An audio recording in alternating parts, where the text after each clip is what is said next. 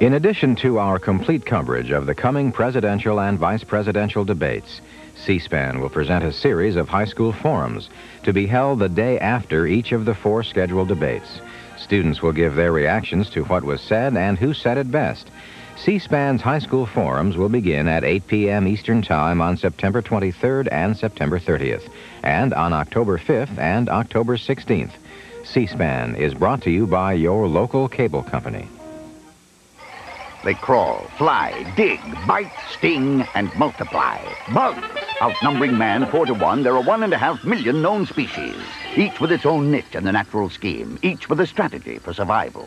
For one entire week, watch as they invade living rooms all over America. Don't miss these creepy, crawly, squiggly, flying things. Don't miss Bug Week, beginning Sunday at 9 Eastern, 8 Central, only on the Discovery Channel. A lifetime of self-esteem with Melanie Mayron. I cannot stress the importance of good self-esteem, because if you don't have it, you're destined to be a doormat. You know, like you feel like a piece of... The key to a reasonably okay life is to learn that you deserve everything. You're worth a lot. You matter. That's where Melissa and I have something in common. Sure, we still have some more work to do, but hey, we're getting there.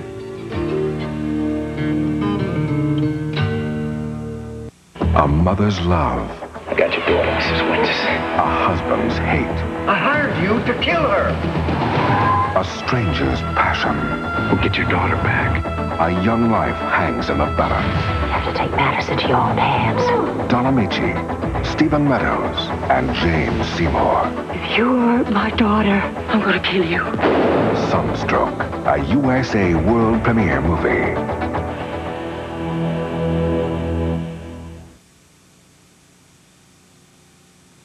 This is CNN.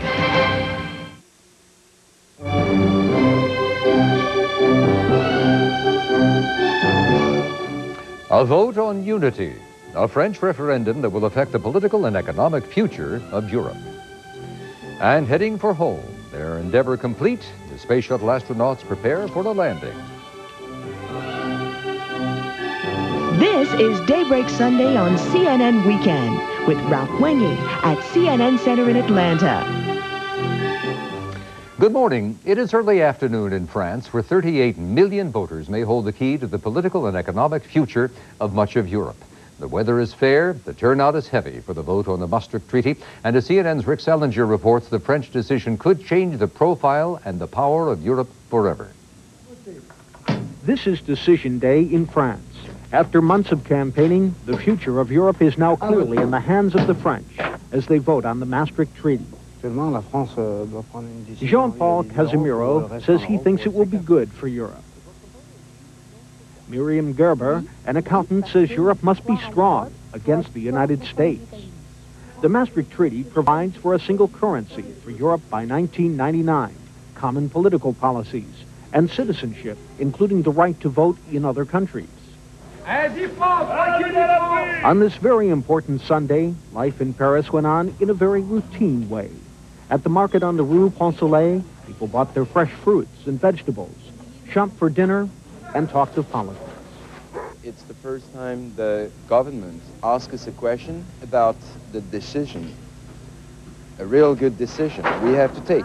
French President Francois Mitterrand has made this one of the biggest gambles of his career. He could have relied on Parliament's ratification of the treaty. Instead, in June, he decided to throw it to the French voters in a referendum. Then public opinion appeared very much in favor of the treaty.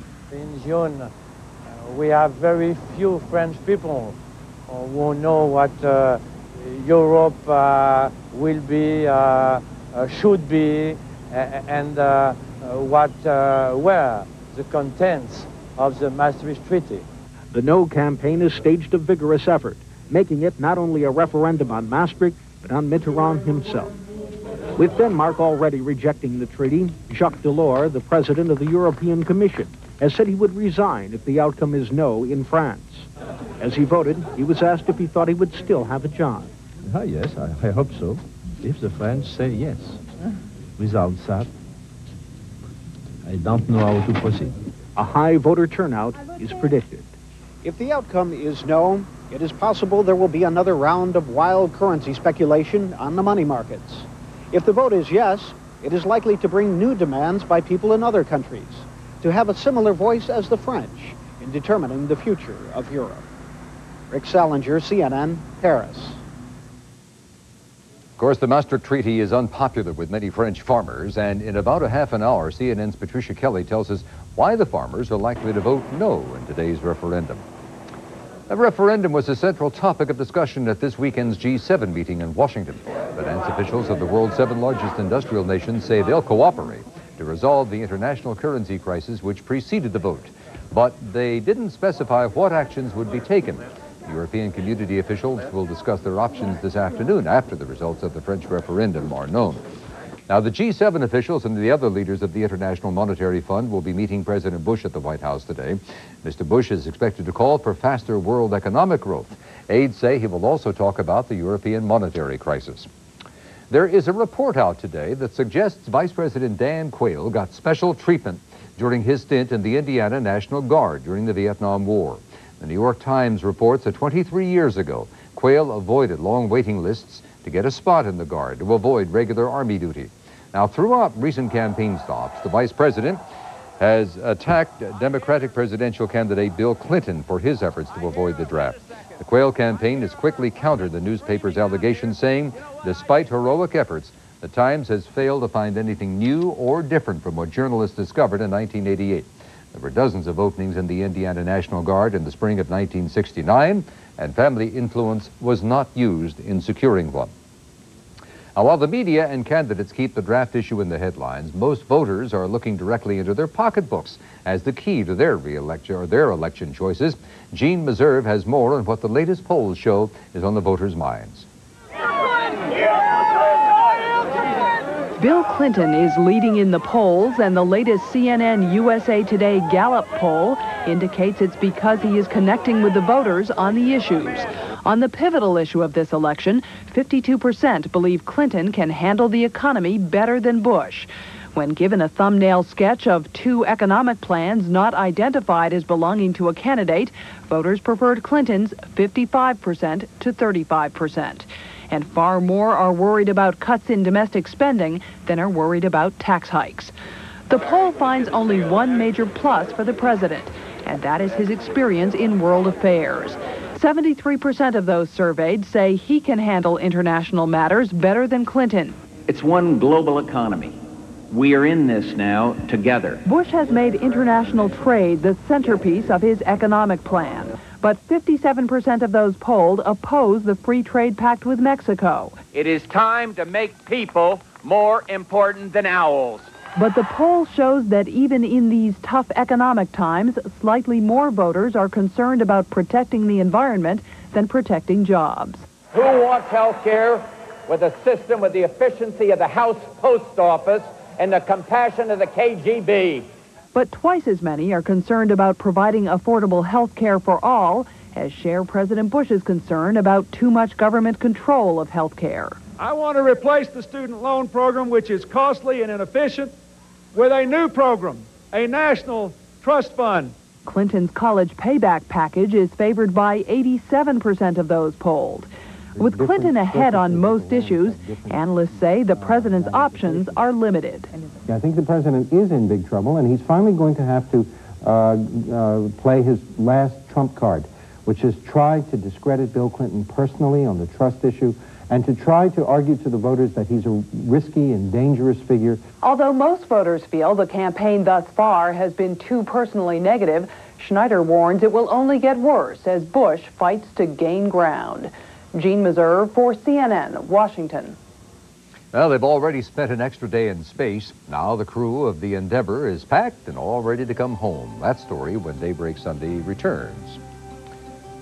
Also, right-wing hatred against refugees once again spills into the streets of Germany. And the art of competition. It's an exhibit that's turning heads and scoring points with fans.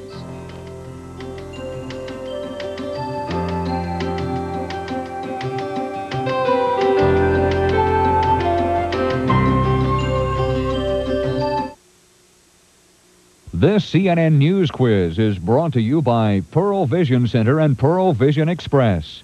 Have you got your pearls on? It's that time of year again, when families across America get together just for the fun of it. To help them enjoy these precious moments, Pearl Vision introduces Family Eye Care Time, where there are now special savings for children, parents, and grandparents. Just write your own coupon and get a second pair free for you or your child. Call 1-800-YES-EYES for the location nearest you. It's Family Eye Care Time at Pearl, because nobody cares for eyes more than Pearl. Vittorio! Ciao! You may not be aware that Bubble Italian bread shell is made with fresh mozzarella and Parmesan cheeses, garlic, and imported olive oil. Oh, it fills my heart with joy to see you eat so well. Mamma, when you add things like chicken and fresh vegetables... More broccoli, Vittorio. You have created your own magnificent pizza in just 8 minutes, huh? Crispy outside, soft inside. Eat, mangia. Remember, only you can top Boboli. But don't eat so fast. The more reasons you have for wanting the most secure life insurance, the better the quiet company sounds. Northwestern Mutual Life. I'm paid to buy the high-volume copiers. I don't want to have to worry about them. The corporate line from Canon. If our copiers are working, our people are working. Reliable high-volume copiers you don't have to think about. The corporate line from Canon, the new power in high-volume copying. Among my guests next week, New York Governor Mario Cuomo, Henry Kissinger on the MIA situation, Gore Vidal, supermodel Claudia Schiffer. All on Larry King Live, 9 Eastern on CNN.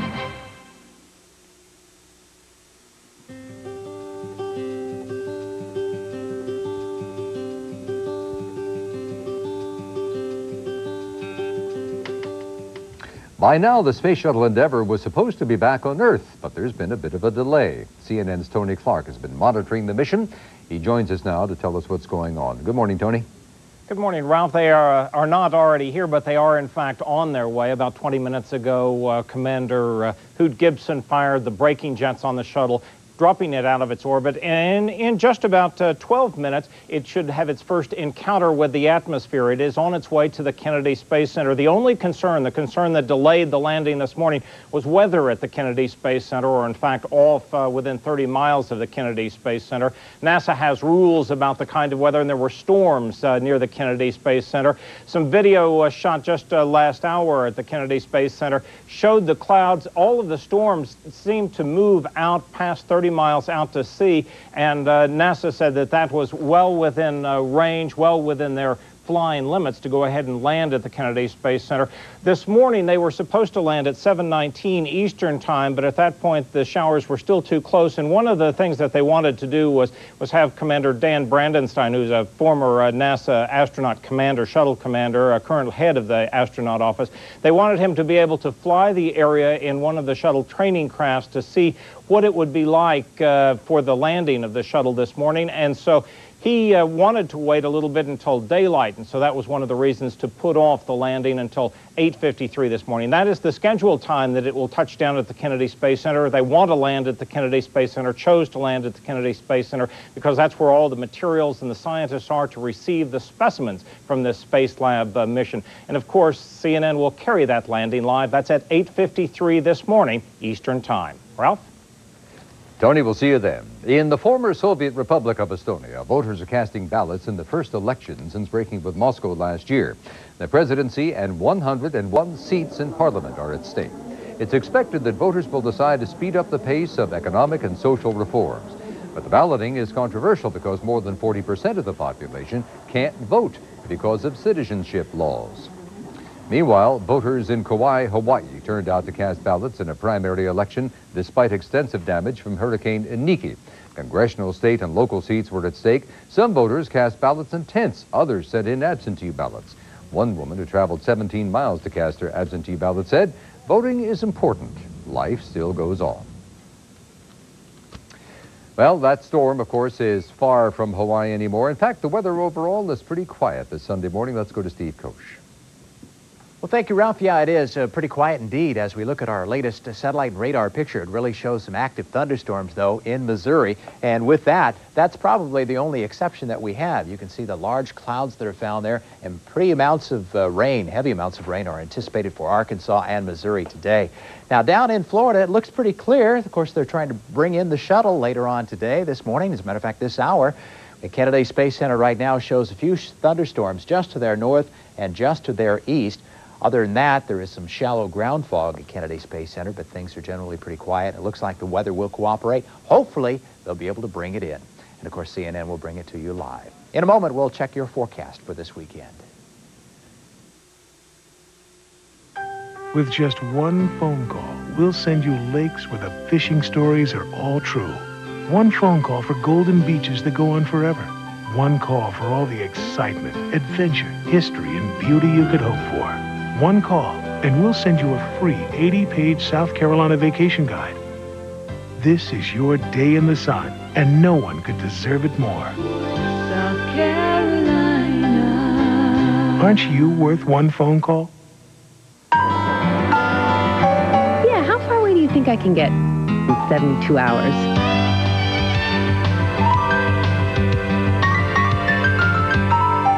I wouldn't trust my car past the city limits. For the way you travel today more than ever, the Smart Money is on budget. Reward yourself with free rentals and upgrades. Ask about the new Budget Awards Plus frequent renter program. The Smart Money is on budget.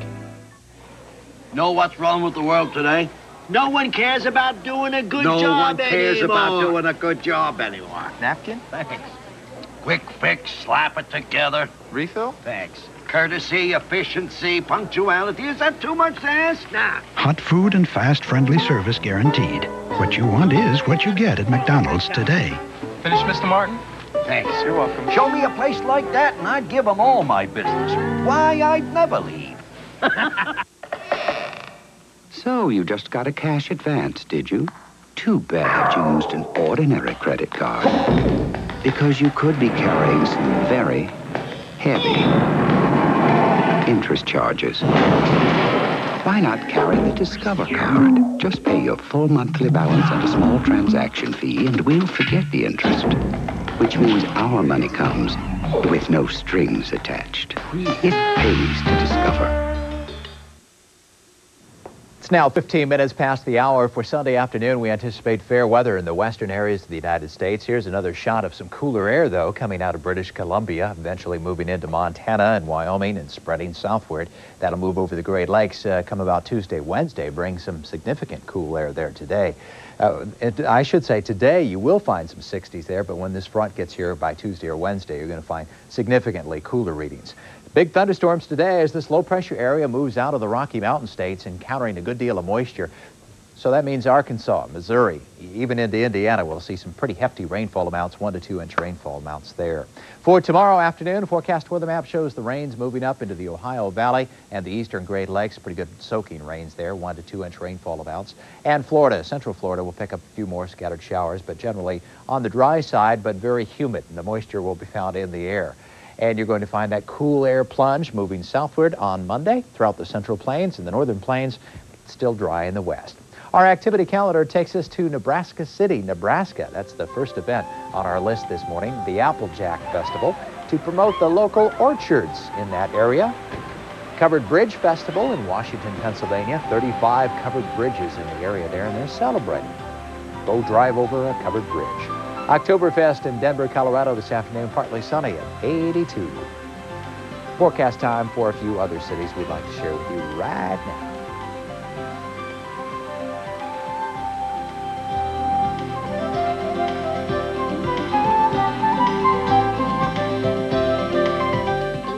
That's a look at our weekend weather. Back to you, Ralph.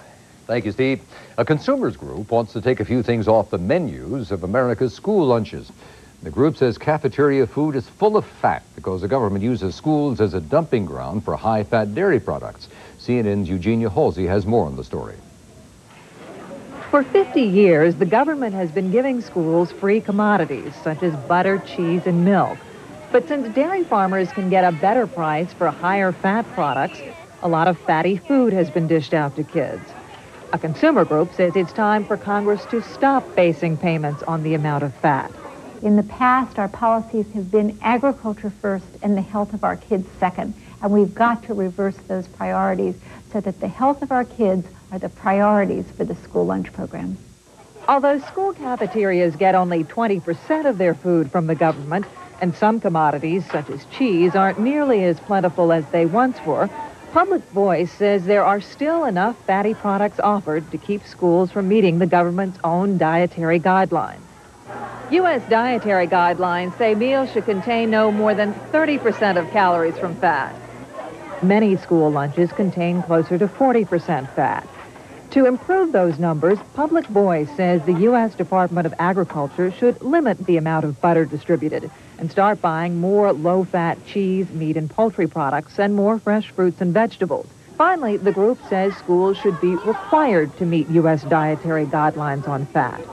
But the USDA says there have been big changes in commodities since the 80s and denies putting agriculture first, school children second. I think if you look at the last 4 years, with the increase that we've had in fruits and vegetables, the decrease in the percent of fat in the meat products, the increase in the amount of complex carbohydrates that we're offering, rice, bulgur, whole wheat flour, and those things, that charge doesn't hold up. Nelson cites places such as Howard County, Maryland, where the schools do meet the government's dietary guidelines. The cafeteria serves items like pizza with low-fat mozzarella cheese. Butter and higher-fat cheeses are seldom used. Did you know that's made with low-fat cheese? Nah, you can't tell. It's all good. I like it because it's nice. Our hamburger is the lower-fat hamburger, and turkey, obviously, is low in fat with just 11%. Salad plates we offer in all of our schools, from elementary through high school, to offer a low-calorie alternative to students. They have salads every day, and the food is, very fresh. The USDA says it is continuing to train cafeteria workers to serve lower-fat food, but it doesn't expect the vast majority of schools to meet U.S. dietary guidelines for healthier meals until the end of the decade. Eugenia Halsey, CNN, Washington. They need more exercise, like football, things like that, right? And, well, let's go to college football now. Tom Steiner with that. Yeah, you can't accuse Ohio State of playing cupcakes this year, Ralph. That's for sure. They played Louisville and now Syracuse. Well, 9 months after losing to Syracuse in the Hall of Fame Bowl, an inspired Ohio State team came into the Carrier Dome and they gained a measure of revenge. The aroused Buckeyes defense made life miserable all night for dangerous quarterback Marvin Graves in ending the Orangemen's 8-game winning streak. The Buckeyes took charge early and they kept their perfect season intact. Buckeyes said their summer workouts have been geared toward beating the Orange, and that they did. Kirk Herbstreit going up top to Brian Stablein. Beautiful catch between two Orange defenders, 46 yards, Buckeyes on the board. Check this running out by the Orangemen's David Walker. Stays on his feet, cuts it back, has a touchdown, but loses the ball. Going to spot him at the 1, but that did set up a touchdown to cut the deficit in half. But Robert Smith with the game breaker here late in the game, 16 yards. The Buckeyes and John Cooper get a measure of revenge, 35-12. Second-rate Washington also 3-0. Huskies manhandled the Huskers for the 17th straight win of the. And the inspired defense really did the trick. The safety there, and then the touchdown here, Billy Joe Hobart to Joe Krolick, as the Huskies scored 17 points off 3 Nebraska turnovers. That was the difference. Top-ranked Miami increasing the nation's longest win streak to 20. They ripped Division I AA Florida A&M. The Rattlers brought with them the world's most dangerous marching band, but they didn't have the same sync on the field. Gino Toretta hooking up with Lamar Thomas, who likes to take his helmet off and show off his face. We're going to see Thomas again here near side as Toretta lays it up. Thomas has the touchdown, and the Miami Hurricanes roll 38-zip. Baseball, Pirates' magic number for clinching the East down to 10 as they've won 15 of 20. Barry Bonds with Andy Van Slyke aboard nearly hits a home run. Van Slyke coming all the way around from first play at the plate and just does beat the throw in. And Jim Fregosi didn't quite think so. He says, John McSherry, you blew the call. Doug Drabick was on top of his game, pitching very well and getting some terrific defense out in right by William Pennyfeather. They're high on this kid as he robs Mariano Duncan. Doug Drabick went the distance. He tied a career high with 11 strikeouts, including Ricky Jordan to end it. Pirates win it 3-0. And here are the Major League scores on a roll.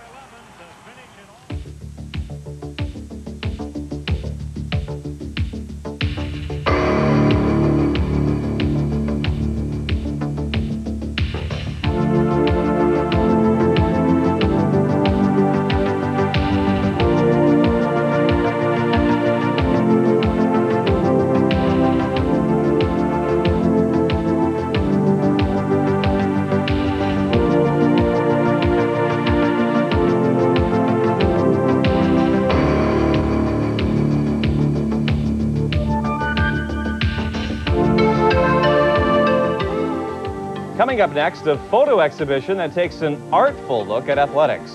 The world of sports, captured in over a century of great photography, is next, so stay with us.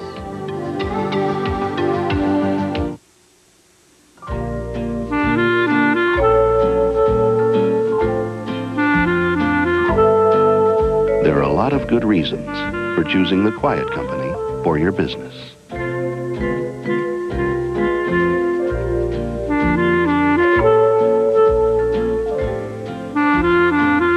But the more reasons you have for wanting the most secure life insurance, the better the Quiet Company sounds. Northwestern Mutual Life. Good old granola has always been great for taste. Problem is, it's loaded with fat. For today's granola eater, there's Kellogg's low-fat granola. Just half the fat of other leading brands, but better still, wait till you taste it. Whole grains, sweet raisins, and almonds all blend together for one bountiful breakfast taste. Today's granola eater. Today's granola. Kellogg's low-fat granola. Great taste, half the fat. It's that time of year again, when families across America get together just for the fun of it. To help them enjoy these precious moments, Pearl Vision offers a wide selection of great-looking glasses for children, parents, and grandparents. And you can always count on great values, as well as a Pearl tradition of quality that exceeds 30 years. All of which tells you one thing: nobody cares for eyes more than Pearl. Whenever you pick up a little something, why not charge it on the Discover card and earn a cashback bonus? After all, money doesn't grow on trees. Or does it? It pays to Discover. On CNN Today, a getaway to work out. Take a vacation that takes care of you on Travel Guide. Then, how safe is today's seafood? The facts on fish on the menu. All today on CNN. For more than a century now, photographers have been clicking their cameras, capturing the essence of sports. The intersection of both worlds was in focus the past 4+ months at Atlanta's High Museum of Art. This exhibition not only showed the diversity in sport, but the diversity among the works of more than 140 international photographers. Every day we are bombarded with sports images, from newspapers to magazines to cereal boxes. But it's not every day a diverse selection of works by masters of photography are depicted under one roof. Ellen Dugan is the brainchild behind This Sporting Life, the broadest, most comprehensive exhibit of its kind. A show like this gives us an opportunity to step back, to look at a still image, and to reflect upon the various meanings that sports have had not only in American culture, but in European and Russian culture since the late 19th century. Ms. Dugan sifted through tens of thousands of pictures before finding the perfect mix. She says the one that's most talked about is Robert Van Fleet's The School's on Fire. What's interesting about the picture is that at first glance, everybody seems oblivious to the fact that the science laboratory has exploded behind them, that the game goes on. You don't necessarily need to be an art fan to appreciate all this. The exhibit spans many eras and covers many different types of sports, so as to appeal to a wide variety of interests. For humor, there's David Graham's photo of the Corncob Water Tower. I mean, in a way that makes the picture humorous and sweet, and there's something sort of corny in a way about seeing these kids out there for an afternoon practice, ferociously going through their drills. For the traditionalist, the 1902 University of Georgia football team. It's really funny to look at it and try and figure out, like they had these weird little breastplate protectors or something hanging around their neck. In all, 196 black and white and color photos, from abstract to still life. From beginning to end, there's something for all. But I think it's a great exhibition because it's one that everybody can appreciate, because everybody at some point in their life has, been involved or has felt, drawn into sports in some way. Isn't that the truth? The exhibit completed its successful 17-week run last Sunday in Atlanta. Now it moves on to the University of Houston, beginning November 1st before touring the country. More from the world of college football, including a look at the complete top 25 scoreboard in 1 hour. Ralph? Thank you, Tom. We can tell you now about another first for the Miss America pageant. An AIDS activist wins the crown. Miss... There she is, Miss America.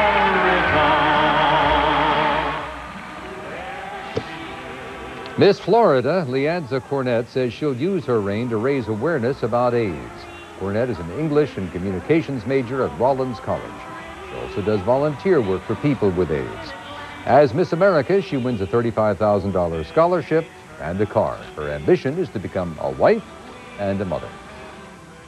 Stay with CNN Weekend. We'll update the top stories in just a moment. And coming up on Travel Guide, if you think spas are just for facials and massages, think again.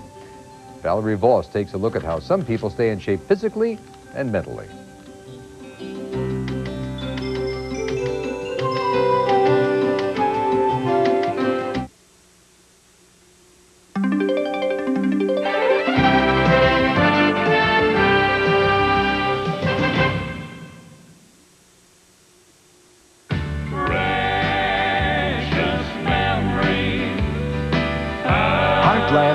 Presents the Statler Brothers. And he walks with Now you can enjoy the Statler Brothers in a special gospel collection. Now let us have a little talk with Jesus. Let us tell him all about our trouble. He will hear our faintest cry, and he will all your best loved favorites. Love lifted me. But this Statler Gospel Treasury is not in stores. Please order now.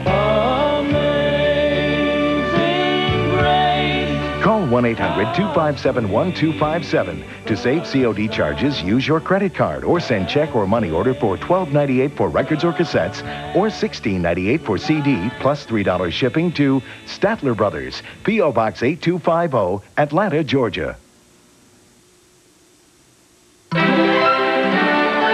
This is CNN.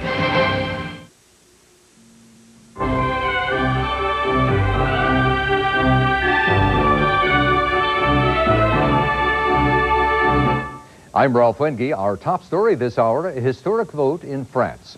A referendum is underway on the Maastricht Treaty for European unity.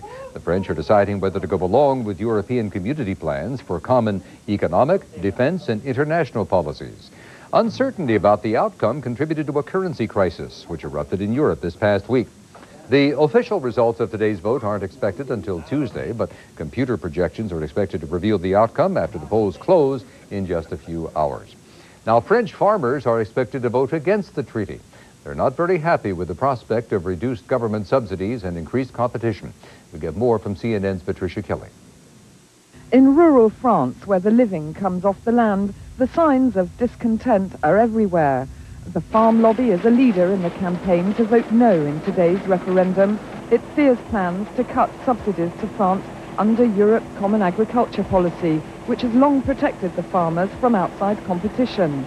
A lot of farmers, because of the problems of the Common Agriculture Policy, will probably vote no. The Treaty of Maastricht isn't against the farmers.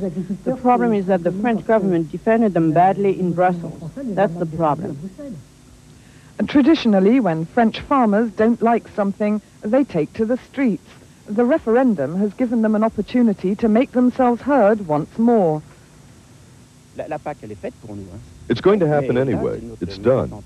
But maybe with our discontent, we can modify this agriculture policy. On the farms and in the villages, they're not voting for the future, but against the mistakes that have already been made. Whatever the outcome of this vote, the politicians cannot fail to have got the message. Whether it's yes or no, the farmers aren't going to give up their struggle with the state as easily as all that. Many farmers are heavily in debt. The banks own their fields and their machines, and they're not making ends meet fast enough to pay back the loans. Coupled with the threat of fewer subsidies and more competition, they're working longer hours for less return. Voting no in the referendum is not so much a vote against Europe or the Maastricht Treaty, but an expression of anger with a system that bolstered them up for so long, which they feel now is letting them down. I don't think there will be many farmers who will vote yes. It's not possible. If it goes through, there will be more demonstrations. Farmers will revolt. Old people who are in the war will vote yes because of everything they've been told about it. Like if there's no Europe, there'll be a war, that sort of thing. We risk a civil war before anything else if it continues like that. It looks calm on the surface, but feelings run high. as there are no signs of support for the treaty for reasons that have nothing to do with Maastricht, more a fear that an already lonely occupation might become extinct if the farmers don't fight back. Patricia Kelly, CNN, Evelyn, France. CNN Weekend continues now. Next on Travel Guide with Valerie Voss, Lone Star State Adventures. Find out what people are doing in the 90s to stay in shape. Today on Travel Guide, we bring you the beauty of the Gulf Coast and take you aboard a tourist attraction that's just settled into shore.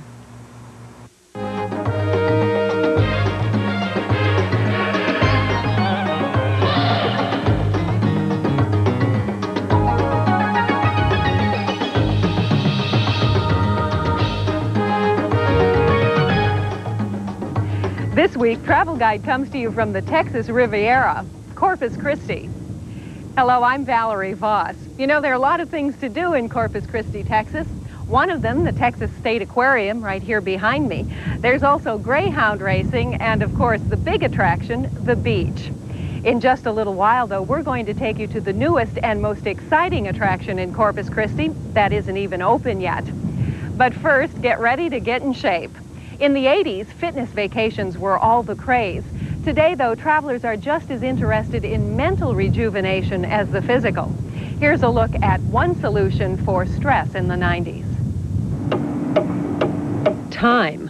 For many people, there's just not enough of it.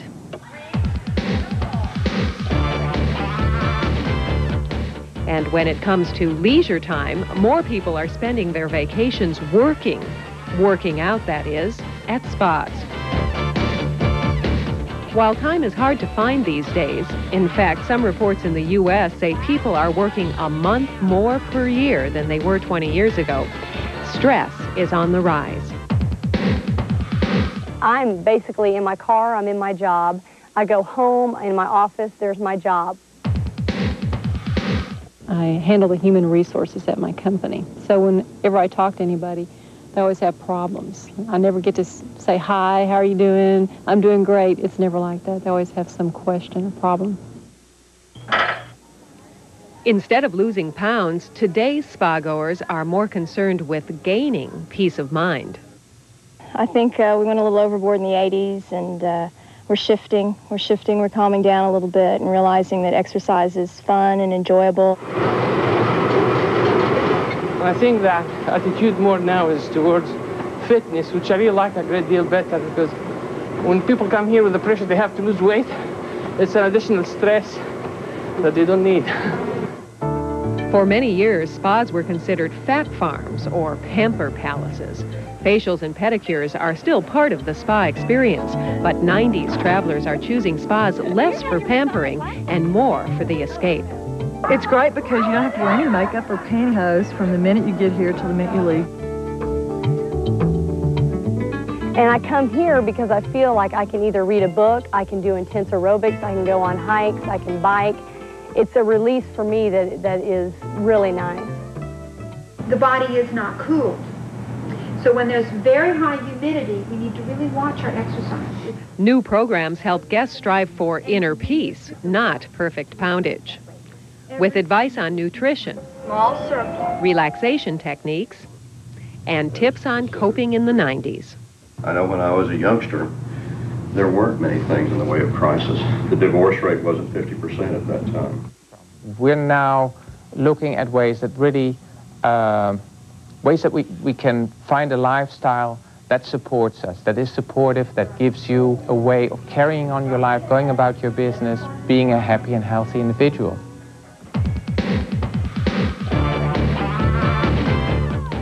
Spa-goers looking for a steady workout can still find it, but attitudes on exercise have changed too. And again, relaxation of the shoulders is going to take a little bit of conscious effort, so really think about it. Let go of the upper back and the back of the neck. Let's try that again. Arms reach. Instead of exercising to exhaustion, the 90s approach means taking care of the body. To help people slow down, to help people, encourage people to think more about the mind and the body together, to think of the whole body rather than just calorie counting. What we need to learn is not to obsess about things. If we are doing excessive exercise, which was really the mode of the 70s and the 80s, obsessive exercise, obsessive not eating. But no longer. We weigh periodically, but we don't monitor it every day like we used to. And it's not so much weight loss as it is firming and feeling better. Spas such as Lake Austin Resort in Austin, Texas, instruct guests in everything from country and western aerobics to the latest craze in step aerobics. Step with cables. Take it up and down. Power hiking is another popular activity. Guests can tone up in the natural setting of Texas hill country. There's a beautiful view up here. Oh, you had your massage last night, didn't you? Yeah. Oh, okay. Other workouts take place in the water. Everybody can move in the water. There's no impact. It's working against water resistance. You can work at your own pace. And it's comfortable for people. For this mother-daughter team from Arkansas, getting away to Austin meant time to relax together. I mean, I have a demanding job, and then I go home to a 3-year-old son, and this is, I have very little discretionary time that I can do what I want.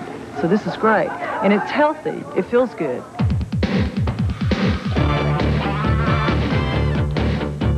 While today's spas might not always look relaxing, some say getting away from it all like this is the perfect solution for the stress of the 90s.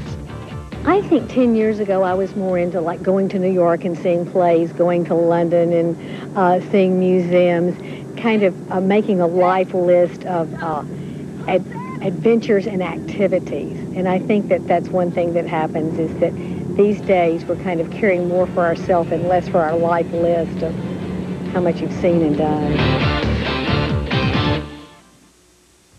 When we come back, we'll take you aboard a piece of naval history. Who are you going to call the most this month? My grandparents in Philippines. My uncle, Supermaniam, who lives in Agra, India. With Sprint's new program, The Most, you automatically save 20% off whoever you call the most each month. I call Wim in the Netherlands. And with The Most, you can also choose a plan that lets you save 20% on international calls. Mom in Addis Ababa, Ethiopia. My sister in Munich? My sister in Sri Lanka. Doesn't anyone have relatives in Buffalo anymore?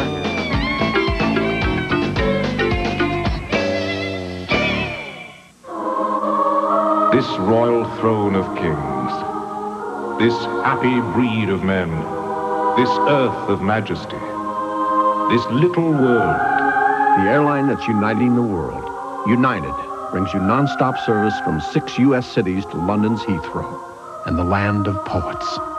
This blessed plot, this earth, this realm, this England.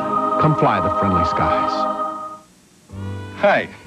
These days, you can have a pizza delivered in 30 minutes. If the driver doesn't get lost. Right, Mama. But in just 8 minutes, you can take Popoli, Italian bread shell, made with fresh mozzarella and Parmesan cheeses, garlic, and imported olive oil. Then add your favorite toppings and create your own magnificent pizza. Crispy outside, soft inside, for less than any pizzeria. And you don't have to tip a delivery boy. Good point, Mama. Remember, only you can top Popoli. Hello? Sorry, we don't deliver. Singing in the rain, just singing in the rain. For the first time ever on TNT, one of our favorite movies, Singin' in the Rain, premieres Thursday night at 8.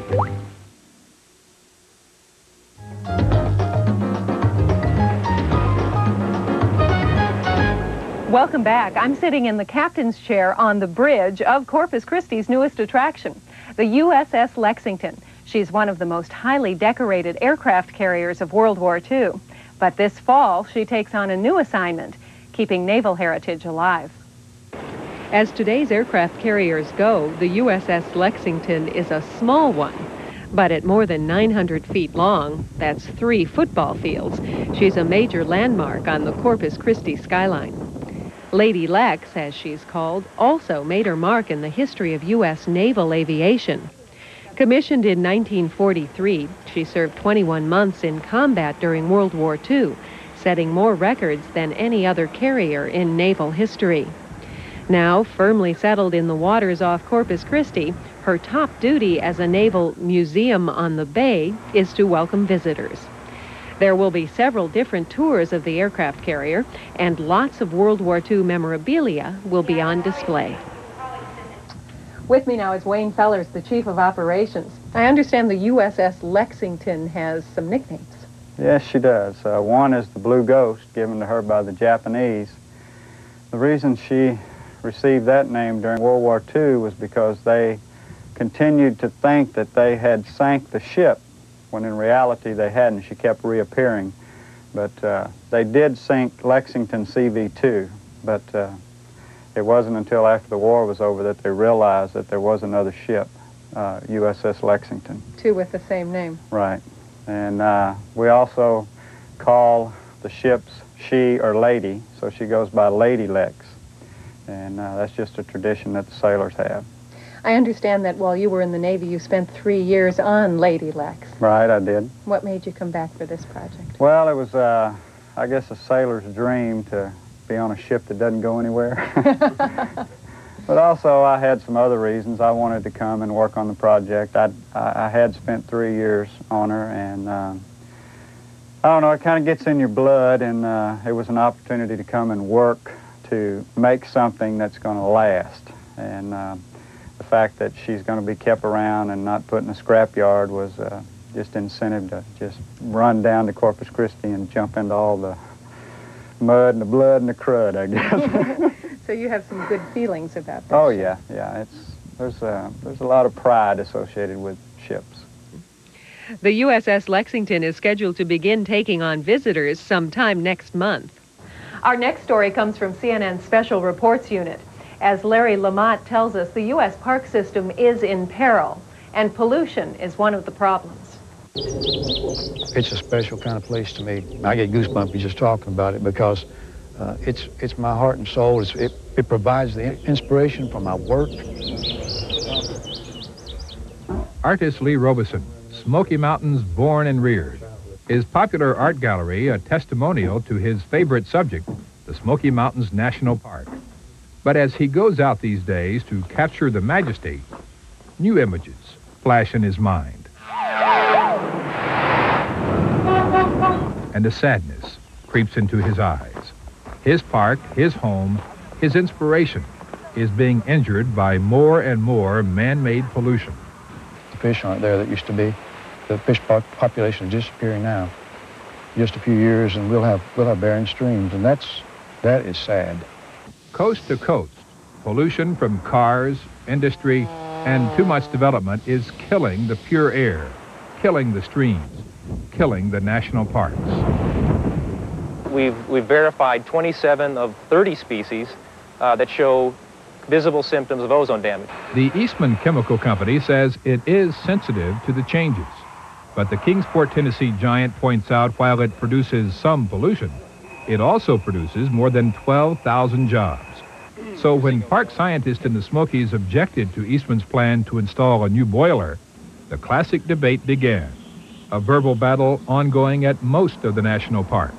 We felt that the additional increment of nitrogen oxides that they proposed to emit was too much for what we're seeing in the park. I think that the Park Service at this juncture does not have sufficient data that would support the allegation that a particular industry is significantly detrimental to their resources. The Park Service is pleading for a budget that allows more scientists and more data to prove their case. Washington says the money isn't there. Artist Lee Robeson appreciates the debate between dollars and the dire consequences facing the national parks. The same eyes that see the beauty in the Smokies see a difficult truth. I've reached the point now where I'm not quite sure if there are any answers other than maybe we ought not be quite so selfish. We ought to settle for just a little bit less of some things in order to have a little more of others. Larry Lamott, CNN Special Reports, the Great Smoky Mountains National Park. You know, the aircraft used to land on this runway going more than 200 miles an hour. But now that the USS Lexington is settled here in Corpus Christi, you won't see any more aircraft landing on her decks. One of Corpus Christi's biggest events is coming up September 24th through the 27th, At Bayfest, you'll see anything from rodeos to bungee jumping. Now here's a look at some other events coming up around the world.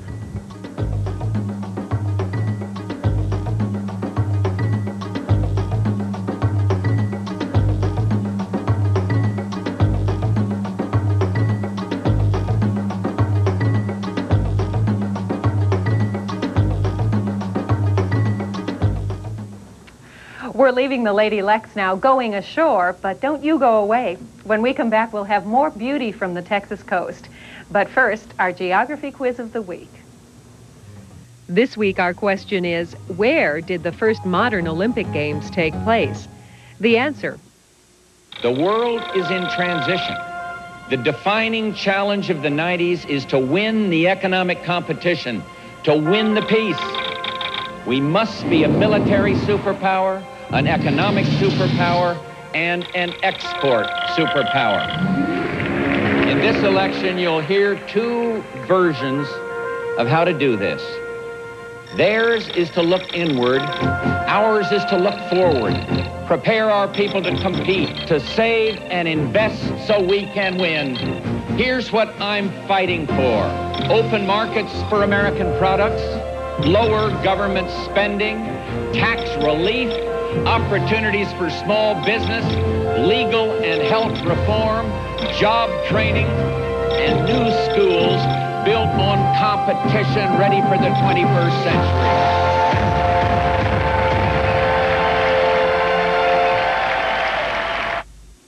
2 a.m., 36 Pine Street. Apartment 4C has a backache and can't sleep. 3C overdid her afternoon workout and is paying the price. 2C had an aching back, but fortunately, she also has Tylenol PM, with extra strength Tylenol pain reliever, plus a gentle ingredient to help her sleep. And a good night's sleep was all she needed to make her day a whole lot brighter.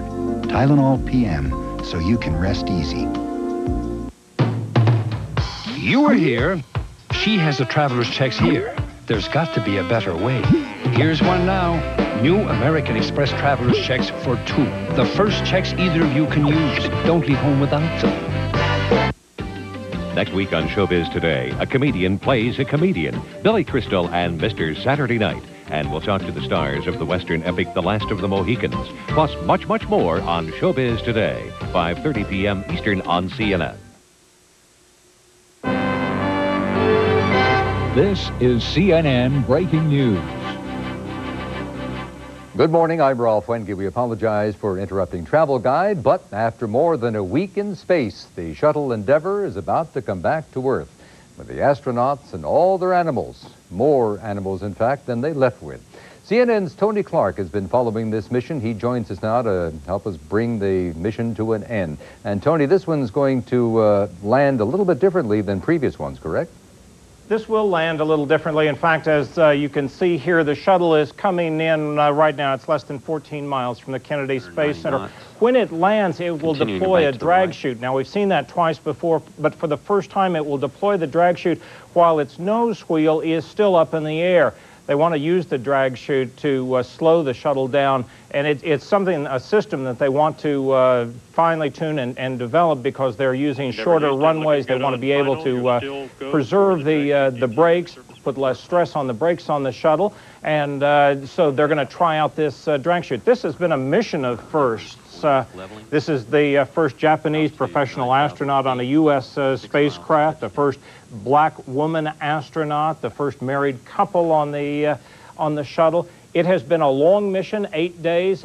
It is landing later than planned. It was originally planned to land around 7:19 Eastern Time this morning, but weather problems caused a delay. Weather seemed to clear up, and so now it's on its way in. Let's listen.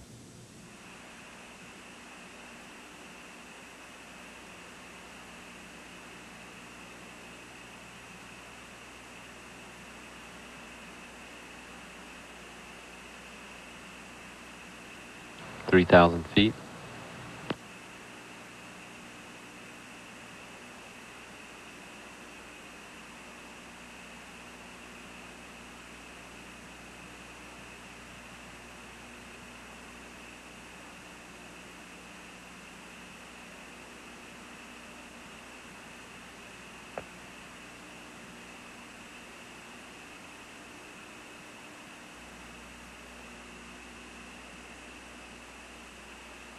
Landing gear down and locked. Main gear touchdown.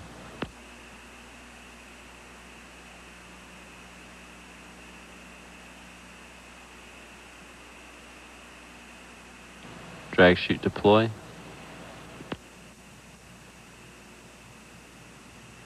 Nose gear touchdown.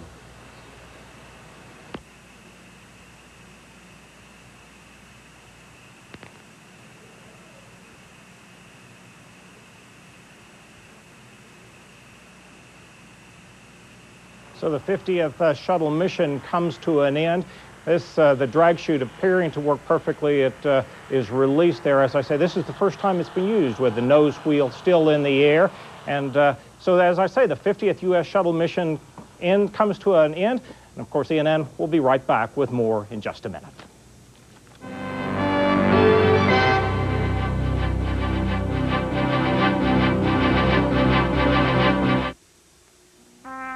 It's hard to believe so much beauty ended up in one place, America.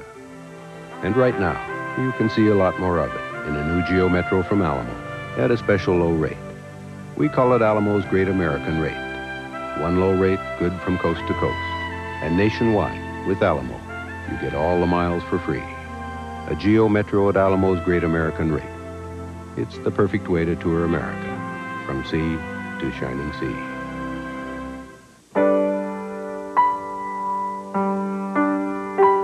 Right now, when you book a 7-day Caribbean cruise aboard Holland America Line, you'll enjoy remarkable savings. You'll visit sunny ports, dine on exquisite cuisine, take in dazzling entertainment, or do nothing at all. Come, discover a place in the Caribbean that's warmer than anywhere else, aboard the ships of Holland America.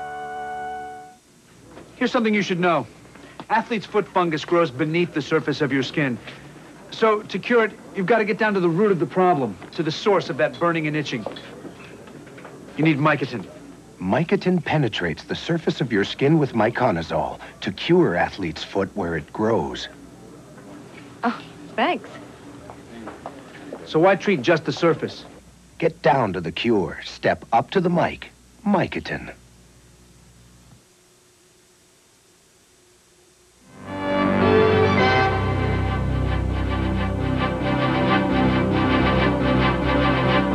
I'm Tony Clark at CNN Center. The Space Shuttle Endeavour has returned to the Kennedy Space Center. Here you can see a live shot from the Kennedy Space Center. The astronauts just landed just a few moments ago using a drag chute to slow Endeavour down. This is the second shuttle flight of Endeavour. It landed just a moment ago. In fact, let's take a look at that landing. Landing gear down and locked. Main gear You'll see the nose gear is still up in the air when the drag chute comes out. This was a secondary test, a DTO as the NASA officials call it, a test of the drag chute. This is the third time a drag chute has been used, but the first time it has been used when the nose gear is up. They wanted to land, NASA wanted to land at the Kennedy Space Center rather than going to Edwards. In fact, postponed the first landing opportunity so that they could land at Kennedy because that's where the scientists are to receive all the animals, all the results, the crystals and the like from the week-long experiments on board the Space Lab. This was a heavy shuttle landing. The shuttle itself weighs 219,000 pounds, so it was a heavy shuttle coming in on runway 33. Right now, the astronauts are still on board. They're turning off the various systems, and what we will see over the next several minutes is various pieces of equipment come out to try and check the air, make sure that there are no toxic gases in the air, and then probably half hour or so before the astronauts themselves step outside of the shuttle and walk around it. So the 50th U.S. shuttle mission comes to a successful end. The next mission planned for the middle of October. Ralph? Tony Clark, thank you very much. Again, we apologize for interrupting Travel Guide. We wanted to bring you that landing live. And I'll be back with a look at the top stories right after this.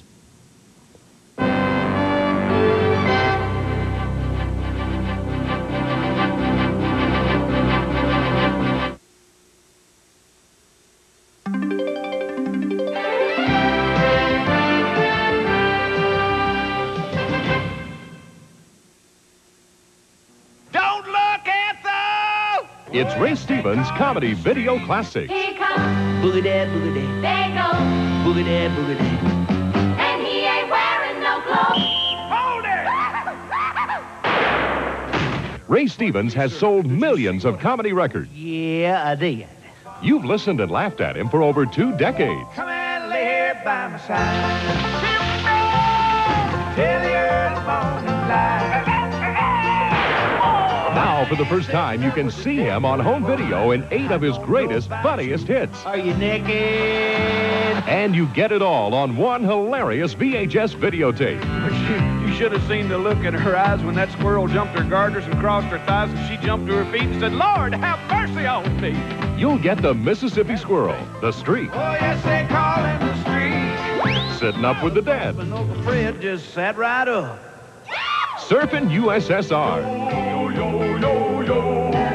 Santa Claus is watching you. He's everywhere. He's everywhere. Help me make it through the night. It's easy for you to say. And Me again, Margaret. They got me, Margaret. this collection also includes one of Ray Stevens' most loved songs. Everything is beautiful. It's all fair. We'll have a big old time, Margaret. So pick up that telephone and start dialing now.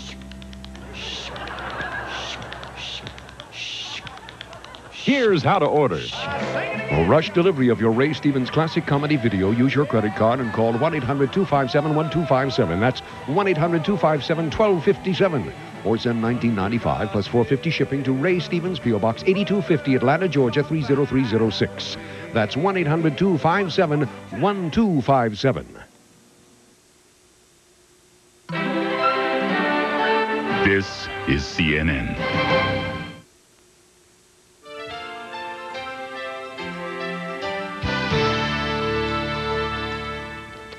The turnout is moderate, and the polls say it's too close to call. French voters are casting ballots today on the Maastricht Treaty. The decision may change the face of Europe.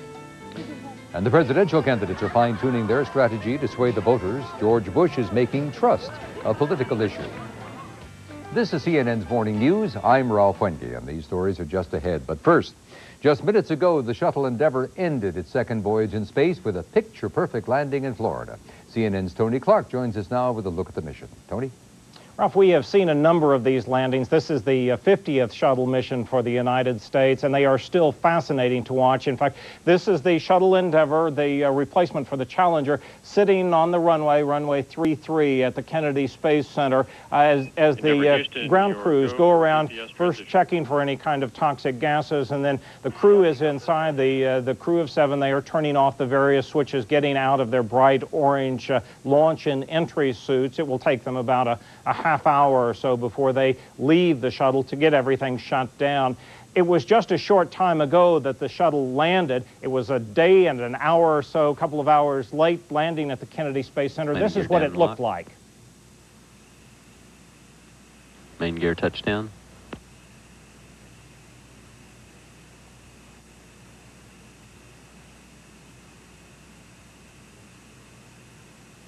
Drag chute deploy. This is the first time a drag chute has been used when the shuttle's nose gear is up. This is the third time a drag chute itself has been used on one of the shuttles. NASA wants to try out the drag chute as a means of slowing the shuttle down so that the shuttle can land on shorter runways, and also it puts less wear and tear on the brakes. NASA wanted to land at the Kennedy Space Center and in fact took pains to land at the Kennedy Space Center because that's where the equipment is and the researchers are to get the results, the animals and the results of the various experiments that have been conducted in the Space Lab module over the last week. That's where they are prepared to get them. And so NASA put off landing at the Kennedy Space Center this morning by one orbit, about 90 minutes or so that they could have an opportunity for better weather at the Kennedy Space Center. And as you could tell with the just few clouds, the bad weather, the storms moved out to sea, and it was a beautiful landing for the shuttle Endeavour. As I say, this was the 50th shuttle mission, a mission filled with first. The next shuttle mission scheduled for the middle of October, and of course, we will bring you coverage throughout of that. Ralph? All right, Tony, thank you. 38 million French voters have the opportunity to decide the fate of their country and the 12-nation European community today. They're voting yes or no on ratifying the Maastricht European Unity Treaty. Today's balloting follows months of campaigning. With Denmark already rejecting the treaty, the president of the European Commission has said he would resign if the outcome is no in France. French President François Mitterrand voted in his hometown, 140 miles southeast of Paris. The referendum is one of the biggest gambles of his career. Mitterrand could have relied on the French Parliament's ratification of the treaty, but in June, he decided to give voters a say. Computer projections of the outcome are expected after the polls close in just a few hours. Now, the treaty commits the 12 European Community members to a closer union than they have had.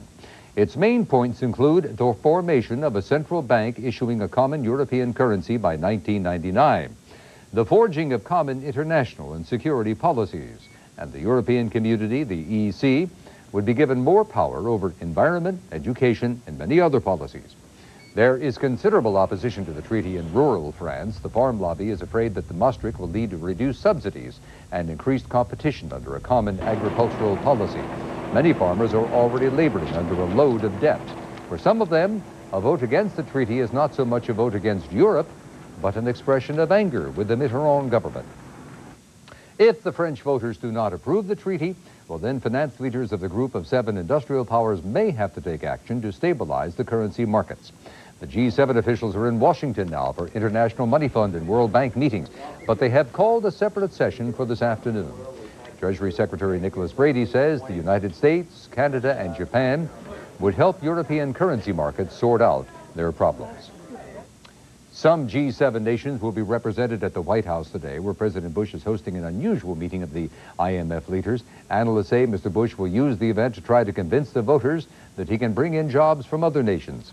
The European monetary crisis has given the dollar a boost. Just ahead on Morning News, the draft spotlight turns on Vice President Quayle once again, with renewed reports of him getting special treatment during the Vietnam War. There is a new Miss America. She is also an activist. We'll tell you for what cause. And at about 21 past the hour, Tom Steiner will tell us about the clash between the Huskies and the Huskers.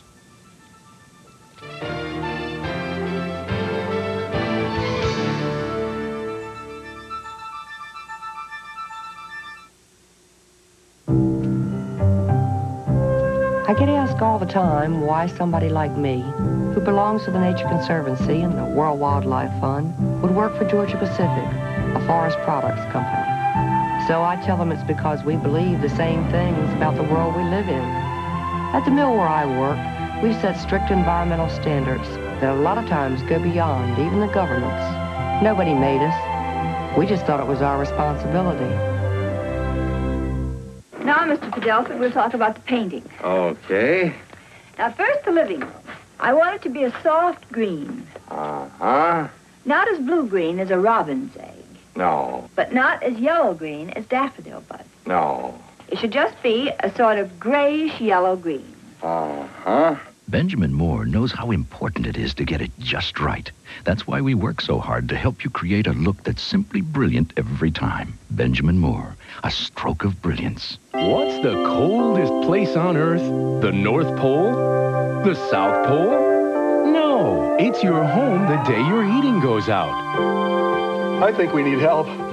Fast. Ruud is ready to solve your heating problems with reliable Ruud products and straight answers. His job's not done until you're comfortable. Home sweet home. You can rely on it. Rely on Ruud. Yeah, how far away do you think I can get in 72 hours?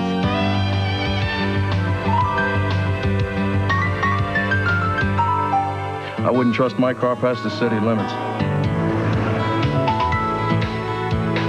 For the way you travel today more than ever, the Smart Money is on budget. Reward yourself with free rentals and upgrades. Ask about the new Budget Awards Plus frequent renter program. The Smart Money is on budget.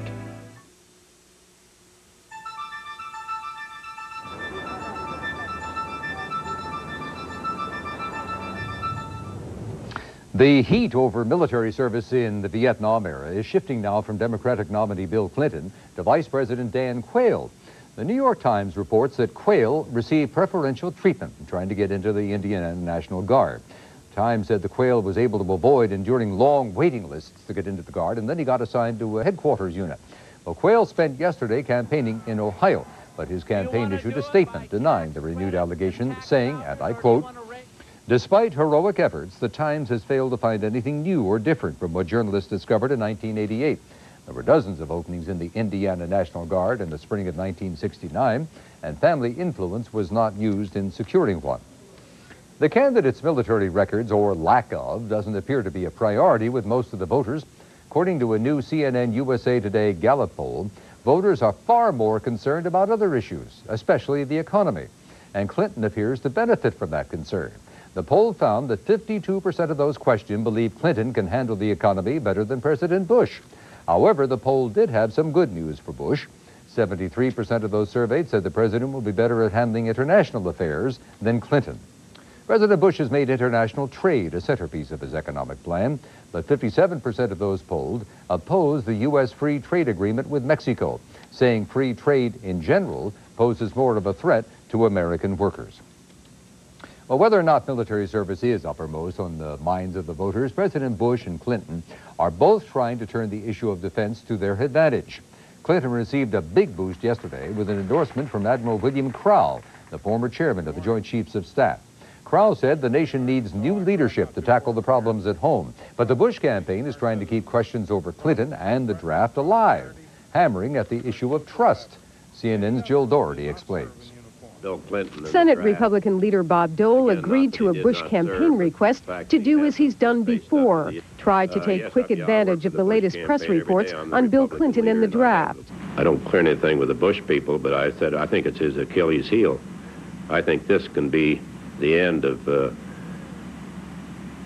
Governor Clinton's ambition. Further evidence of how crucial the Bush campaign now considers the draft issue in trying to paint Clinton as a dangerous unknown came from White House Deputy Chief of Staff Robert Zoellick, right-hand man to James Baker, and a key player in crafting Bush campaign strategy.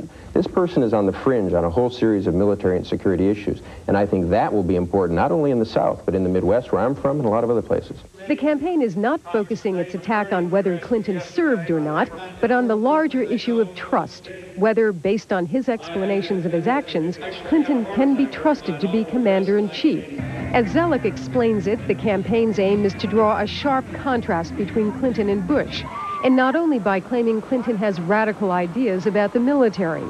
In his campaign appearances, Bush has charged Clinton also advocates socialized health care and environmental extremism as part of a broader big government effort at social engineering. So at the decisive moment in history comes your choice about who should lead the American economy, the government planner or the entrepreneur, the risk taker.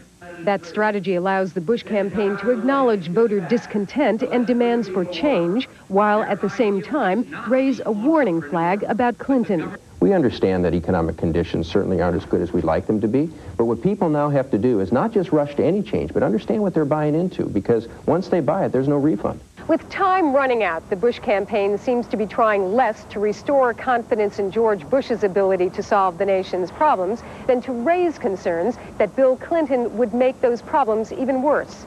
Jill Doherty, CNN, Washington. There is word this morning that United Nations airplanes are once again a presence at the airport in Sarajevo. A UN plane flew into the besieged capital today to test conditions in advance of a resumption of flights carrying food and medicine. That resumption follows yesterday's agreement by warring factions to guarantee the safety of the flights. Despite that agreement, Bosnian, Muslim, and Croatian forces keep shooting at each other. Yesterday, artillery hit the unused parliament building in Sarajevo, and reports today say fighting has flared near the airport. Anger against refugees has once again flared in the streets of Germany. Right-wing protesters clashed with police in several cities overnight. At least half a dozen refugee centers were also attacked. It was the sixth straight night of violence in Germany. The violence stems from anger about an uncontrolled flood of refugees entering the country. About 500,000 immigrants are expected this year. In medical news, how long do organ transplant patients survive? Well, for the first time, the federal government has answered that question on a hospital-by-hospital basis. But the biggest obstacle to survival is the shortage of donor organs. CNN medical correspondent Jeff Levine has the story. Yeah, I'm feeling fine now. James Bell is as lucky as a lottery winner. He was able to get a transplant about 5 years ago, following a serious infection that destroyed his own kidneys. Then after that kidney was rejected, he secured another organ last July. He only had to wait about 8 months. Now, I think the average wait is something like 2.5 years. So I felt fortunate, very fortunate. Were you... And I was in good shape by the time the transplant came about. The U.S. government has just released a report reviewing 29,000 transplants at 252 hospitals. The first ever analysis covers the period between 1987 and 1989. Kidney transplants were the most successful, with a survival rate of almost 93%. Heart-lung transplants showed a 1-year survival of about 53%. The data underscore a crucial message. The need for organ donors is critical. Today, over 26,000 people of all ages are awaiting, anxiously and urgently, donated organs. The report also compares each hospital's patient survival rate to a national average. In this case, the hospital performance exceeds the national expectation for liver transplants.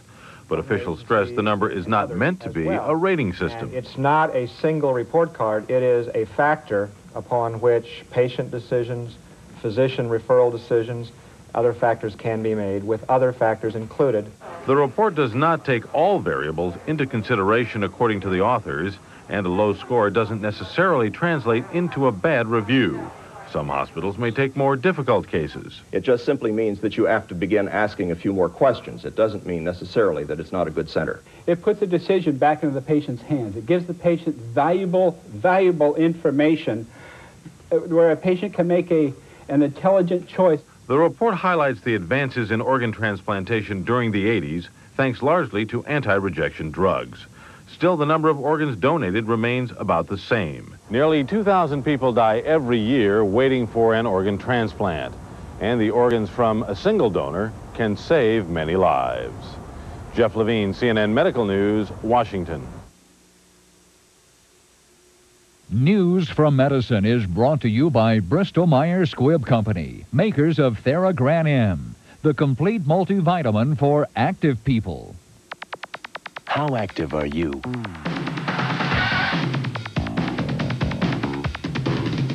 Theragran M wants you to know it has more vitamin C and more vitamin B1 and B2 than other leading brands. Your body uses vitamins like these when you're on the move. Theragran M, the complete multivitamin for active people. Today, 2 years after independence, Namibia is revamping its health care plan. Will it curb population growth? Then in Australia, why these mammals are swimming to the delight of spectators. On CNN World Report, 3 p.m. Eastern today. At 84 Lumber, we still believe in the American dream. So we've made that dream an affordable reality. 84 affordable homes across America. The most complete home building package on the market. Priced from $39.9 to $69.9. With top name brands like GAF and Georgia Pacific. Now is the time to build. Our team of home specialists will work with you from start to finish. Visit an 84 Lumber near you or call 1-800-359-8484. Government just isn't working for the hard-working families of America. We need fundamental change, not more of the same. That's why I've offered a comprehensive plan, a real plan to rebuild America. Create 8 million new jobs, invest in education and job training, ensure quality, affordable health care for all. We're going to ask the rich to pay their fair share so the rest of America can finally get a break. A plan to put government back on your side. Read it yourself. Together we can make America work again. The fresher the vegetable, the fresher the salad. And now there's a fat-free dressing that tastes just as fresh. New Good Seasons for fat-free dressing. The fat-free you make fresh with no oil. Because the best fat-free is the fresh fat-free.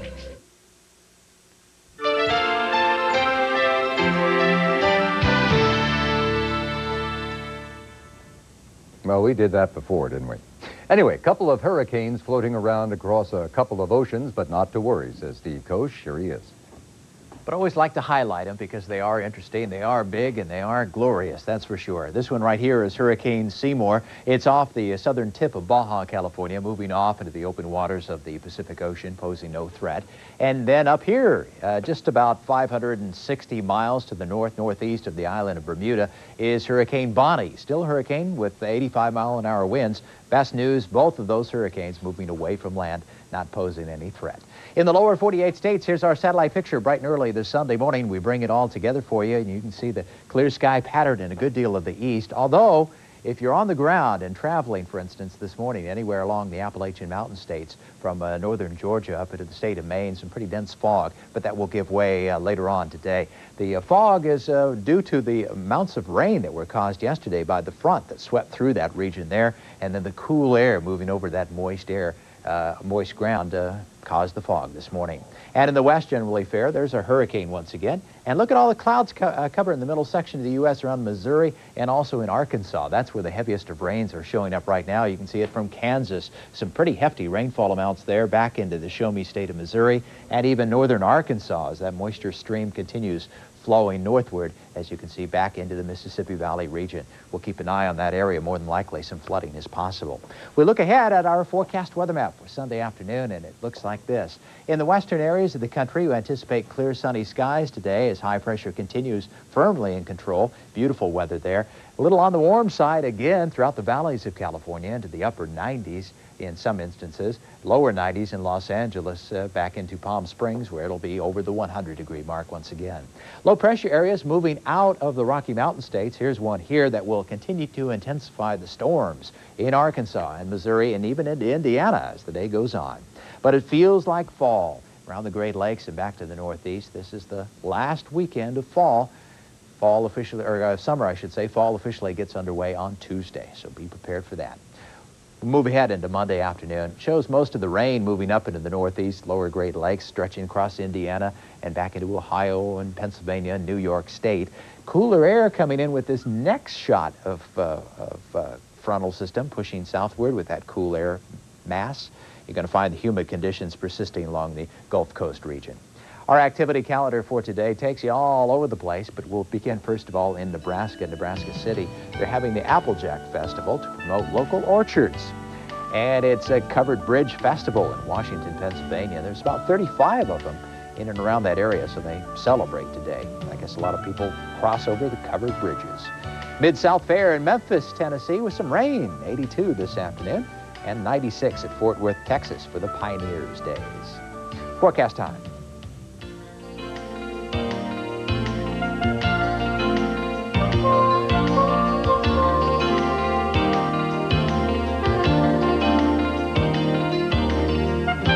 That's a look at the weather scoreboard, and sports scoreboard is coming up soon. Here's Ralph. In just a moment. Thank you, Steve. The new Miss America says she's going to crusade to increase AIDS awareness during her year-long reign. And here she is, Miss Florida, now Miss America, 1993, Leanza Cornett. She was crowned last night in Atlantic City. Communications student told the crowd she is, quote, someone that God is smiling on real big. Cornett says she'll take her message of AIDS awareness to schools and to churches. And now, as promised, Tom Steiner with sports. Going to talk about big, successful college football team, the Washington Huskies. How many games now? 17 straight, and if they keep playing this way, they could be crowned national champions once again, Ralph. The Washington Huskies perpetuating a persistent problem for Nebraska. In addition to winning their 17th straight, the Huskies handed the Huskers their 10th straight defeat against a top-5 opponent. The difference in this matchup of powers was D-E-F-E-N-S-E, the Purple Rain defense spelling trouble for the overmatched Cornhuskers. The first night game ever at Husky Stadium, and the Dogs were barking up a storm. The fake punt doesn't work as Walter Bailey stuffs Mike Stiggy. Huskies defense was stifling all night. First quarter, Mike Grant hit hard from the blind side by Tommy Smith on the blitz, and a safety put Washington on the board. The Huskers would get on the board here. The pitch goes to Calvin Jones in the second. He's got some daylight, picks up a nice block downfield, and then he has smooth sailing to the goal line. 73 yards, it's a new ball game. But the Huskies scored a pair of second quarter touchdowns in less than a minute, and they win this one to stay perfect, 29-14 in Provo. UCLA handed BYU back-to-back home losses for the first time in 21 years. Rob Walker gives to Darren Washington, who flips for 6. UCLA was up 10-zip in the second. Lavelle Edwards Cougars shut out in the first half for the first time in 44 games. Who else but Darren Washington again, as he bowls in for his second TD of the game. It was 17-zip. Later in the third, John Walsh buying some time and then finding a wide-open Eric Drage. Nice catch. Walsh would later leave the game with a separated shoulder. That touchdown got the Cougars within 7. And here's the backup, Steve Clements. With about a minute to go, the lefty threw an interception, and Marvin Goodwin preserves UCLA's 17-10 road win. The Bruins are 2-0. Now let's check all the top 25 scores.